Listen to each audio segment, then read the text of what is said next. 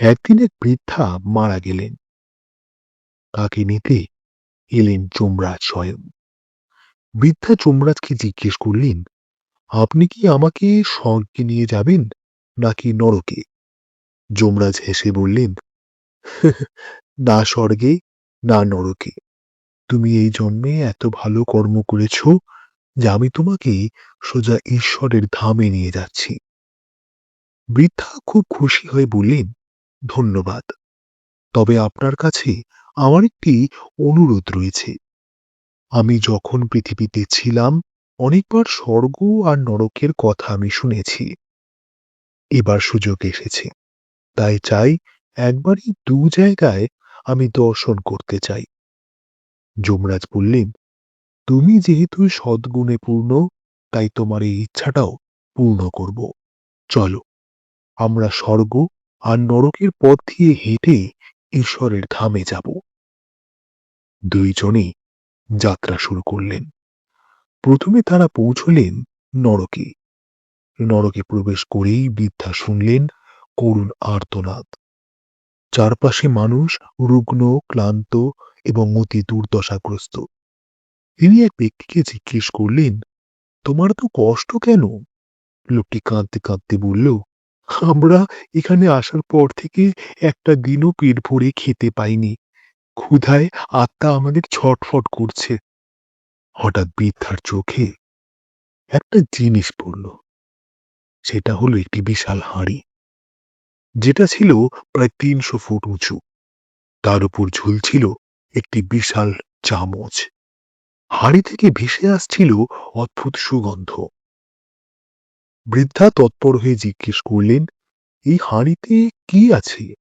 লোকটি বলল, এতে সুস্বাদু ক্ষীর আছে, আর সবসময় তা পরিপূর্ণ থাকে। বৃদ্ধা অবাক হয়ে বললেন, তাহলে তোমরা খাও না কেন? পেট তো ভরে যেতে পারত। লোকটি কেঁদে বলল, এই হাঁড়ি এত উঁচু, আমরা কেউ এর নাগাল পাই না। ক্ষীর দেখতে পাই, গন্ধও পাই, কিন্তু খেতে পারি না। এটাই আমাদের শাস্তি। বৃদ্ধার মন ভারাক্রান্ত হয়ে উঠল। ভাবলেন, এত সুন্দর ক্ষীর থাকতেও মানুষ কেন এত কষ্ট পাচ্ছে? হয়তো এটা ঈশ্বরের দণ্ড। তখন যমরাজ বললেন, চলো, এবার তোমাকে এগোতে হবে। তারপর তিনি বৃদ্ধাকে নিয়ে পৌঁছলেন স্বর্গে। স্বর্গে পৌঁছেই বৃদ্ধা দেখলেন চারিপাশে হাসি আনন্দে মানুষ সুখে রয়েছে। সবার মুখে প্রশান্তির ছাপ।